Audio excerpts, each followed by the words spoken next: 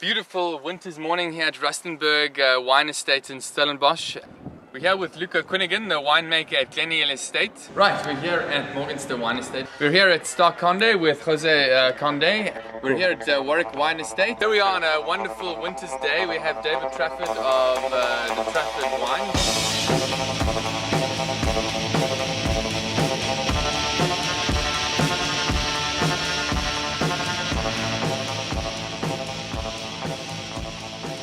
In marginal climates such as Bordeaux, one only gets a good vintage every 3 or 4 years. Here in Stellenbosch we tend to make good wines every year, but every now and again you come across a special vintage, and 2009 fits into that category. We've come out to Stellenbosch to tell you why and interview a few winemakers and talk about the 2009 Stellenbosch vintage and why it is so incredible for Cabernet and for the other Bordeaux varieties. Well, I think 2009, it really is considered a great vintage amongst winemakers. It hasn't really received the sort of massive press enthusiasm yet, but I think we had really fantastic cold, normal kind of winter, good spring, there was enough rain, quite balanced growth I think, and then quite a hot summer. But we didn't have that sort of excessive heat waves that really can cause problems. Okay, the 2009 vintage was a very low yielding vintage. It had fantastic freshness to it, and it was fantastic to work with it because we had to do very little work in the cellar actually with it, because we didn't have to do any acid adjustments. The juice and the fruit had a natural balance to it, which was fantastic. So we just left it to be as natural as possible. It was very minimalistic winemaking, if you want to put it that way. And what we found was that veraison was also much later. You know, normally we get veraison at the end of December. Veraison was more beginning January this year, so much later, about 2 weeks later than normal. And so basically much slower ripening, better phenolic ripeness, with lower alcohols. No, it was just an outstanding year.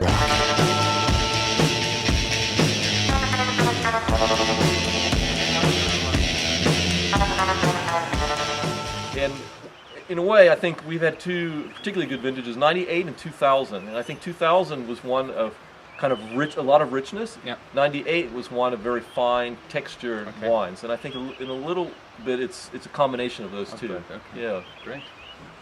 09 vintage, sort of a long summer contributed towards good berry flavored, juicy berries. Okay. But still, there was the sort of the minerality, which is sort of more sort of away from berries. So the ripe flavors was there, but it didn't sort of make the wine inferior in terms of the ability to age properly. So yeah, nice structure, nice tenants. Balanced, we're talking balance, about. yeah, total balance, yeah. If we look at the temperatures, really just hitting that sweet spot. Cooler temperatures, cooler than average in the nighttime and in the daytime. Nice hot days without being excessively, excessively hot. And what did that bring into the cellar? What were the grapes like when they came into the cellar? Oh, they were pristine. You know, Really? Let's say the hot days, not a lot of rot, no fungus, no nothing. Very, very healthy grapes. Okay. And coming into the cellar with beautiful pHs, natural acidities to boot, and perfect ripeness.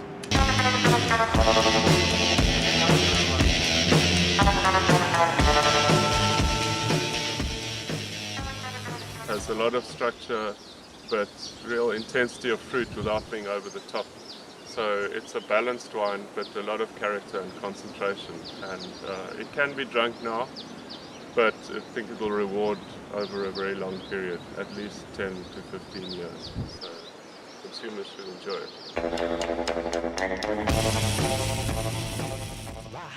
The Three Pines is a little bit easier to describe, because it comes from this one single vineyard that's higher elevation vineyard with a very fine textured decomposed granite soil. Okay. And I think in that block it always makes a richer style of wine. So what I look for in that is a lot of purity and this combination of richness with balance. So trying to get like power and elegance balance to it.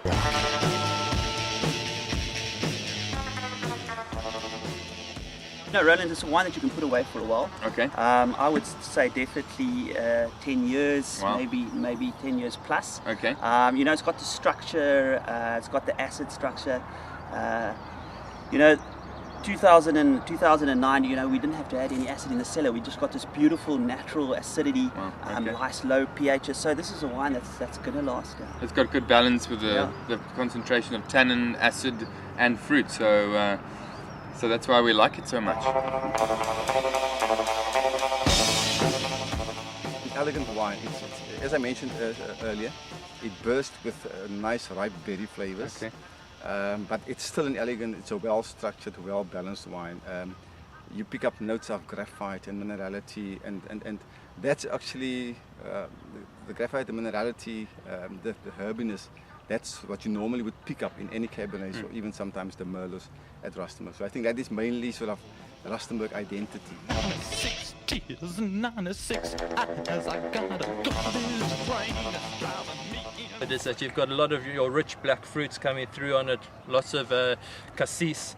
But if you give it time to, particularly if you decant it, I like decanting it for about 24 hours before, Wow, okay. at the moment, to get the most enjoyment out of it. Because it's so tight, it needs time to open up. It's a wine that's going to be able to age exceptionally well, I think. For me, I'd only start particularly drinking it about 15 years from now or Wow, so. wow. But I know, like, a lot of American punters have taken a punt on it, and they're taking it to 21 to 25 years of age. It's a beauty. Everything is seamless. It's put together beautifully. Cabernet Sauvignon being the predominant part, 39%. Merlot coming in at 32. So the Cab Merlot is really working. They're huge.